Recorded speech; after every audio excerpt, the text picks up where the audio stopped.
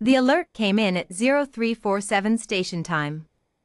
3 Vorkai cubs, young predators barely past their first molt, all fangs and territorial instinct, had gone missing from their designated habitat pod aboard the GCS Meridian.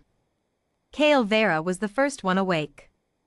He was already pulling on his handler's vest before the second alarm chimed, his slate-gray eyes scanning the motion track data with the kind of focused dread only a Vorkai handler truly understood. The cubs were 6 months old. At 6 months, a Vorkai cub could shred reinforced polymer with its secondary claws. At 6 months, it could move faster than most sensor sweeps could catch. At 6 months, it still hadn't fully learned that everything smaller than it wasn't automatically prey. Kale ran the last known coordinates. Habitat pod is gone. Auxiliary corridor, gone. He pulled up the wider grid. Section 7 Delta. The human cadet quarters. His stomach dropped. He was already moving at a jog when his comm unit buzzed. The ID read, Ellison, M. Cadet, first year. He almost didn't answer. Then he did. Cadet Ellison. His voice came out clipped and professional despite the cold sweat gathering at his collar. This is Handler Vera. I need you to remain completely still. Do not make any sudden. Oh, hey. A cheerful voice. Young. Entirely unbothered. Yeah, I was just about to call you. I think your little guys found me. Kale stopped walking. Found you, he repeated. Nachum found me and then kind of sat on me? The big one, the one with the stripe, she's using my leg as a pillow. Is that normal? There was a pause. In the background, Kale could hear a sound he had never once heard from a 6-month-old Vorkai in the presence of an unfamiliar humanoid. Purring. Cadet, he said slowly, what are you doing right now? Eating, Mara Ellison said. Well. I was eating. Now I'm mostly sharing. Kale reached Section 7 Delta in 4 minutes flat. The scene that greeted him through the observation window stopped him cold. Mara Ellison was sitting cross-legged on the floor of her bunk alcove in standard-issue sleep clothes, her dark hair loose around her shoulders, a half-demolished field ration pack spread across her knees. She was maybe 19. She had the particular look of someone who had been awake for a while already, calm, settled, with a thermos of something warm balanced carefully on one knee. The 3 Vorkai cubs were arranged around her like a very lethal flower arrangement. The largest one, Kale knew her as Unit 3, the striped female, currently the most aggressive of the litter, was indeed using Mara's left leg as a pillow. Her massive forepaws were folded underneath her chin. Her eyes were half closed. She was, unmistakably, purring. The second cub was sitting upright on Mara's right side, watching the cadet's hands with intense amber eyes as Mara tore a piece of something off and offered it. The cub sniffed it with theatrical suspicion, then ate it in one snap. The third was asleep on Mara's feet. Kale stood very still in the doorway for a long moment. Then he stepped inside.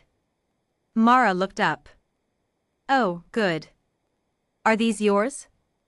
They are assigned to my care, yes. He kept his voice low, watching the cubs. None of them bristled. The striped female cracked one eye open at him, confirmed he was familiar and non-threatening, and went back to sleep. Cadet, I need to understand what happened. These animals are rated as? The hatch seal on my alcove was loose, Mara said conversationally. I was reading. I heard scratching. I opened the hatch and the little striped one just walked in like she owned the place. She offered another piece of ration bar to the second cub, who took it with surprising delicacy. The others followed. I didn't want to panic and spook them, so I just sat down. Slowly. And shared my food. Kale looked at the ration pack. It was a standard-issue human fleet survival bar, calorie-dense, heavily seasoned with something called cheddar flavor that smelled, to Kale's alien nose, like processed industrial runoff. You fed them human rations, he said. Mara looked mildly apologetic. They seemed really interested. And it's not like I was going to eat all of it. Do you have any idea what Vorkai cubs do to people they perceive as competition? Yeah, I read the briefing. Mara looked down at the cub on her leg, who was now kneading her thigh slowly with one enormous paw, claws carefully retracted. She smiled slightly. But they didn't act like I was competition. The big one bumped my hand when I stopped feeding her, like a cat asking for more. So I figured it was fine. Kale pulled up a slow breath. The thing was, she was right. And that was the part that genuinely unsettled him. Vorkai cubs were apex predators. Their threat assessment was near instinctive, written into brainstem architecture that hadn't changed in 30,000 years of evolution. They didn't miscategorize. They didn't misread body language. If Unit 3 had decided Mara Ellison was prey, companion, or rival, she would have acted on that decision with the unhesitating efficiency of a creature that had never needed to second-guess itself. She had decided, apparently, that Mara was pack. In 6 months of handling, Kale had not yet achieved that designation himself. "How long have you been sitting here?" he asked. "About 2 hours." Mara scratched behind the ear of the cub on her right. It leaned into her hand and made a low rumbling sound. "I didn't want to wake anyone." Seemed rude. "You sat still for 2 hours." "I had my book." She held up a battered physical paperback. "And snacks." "We were fine." Kale looked at the cubs. Fat, content, and utterly at ease.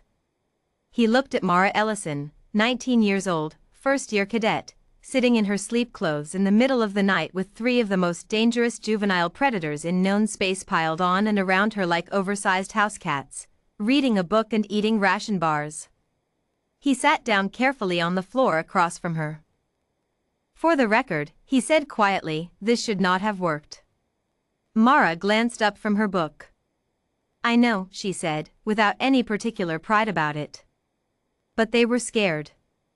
New ship, new smells. They didn't want a fight. They just wanted somewhere that felt safe. She looked down at the striped female sleeping on her leg. "I've had a lot of nights like that," she said. "You just sit quiet and share what you've got." Kale was silent for a moment. Then, slowly, the striped female opened her amber eyes, looked at him, and stretched one enormous paw across the gap to rest it on his knee. He looked at it. He looked at Mara. She smiled. "I think she's decided you're pack now too."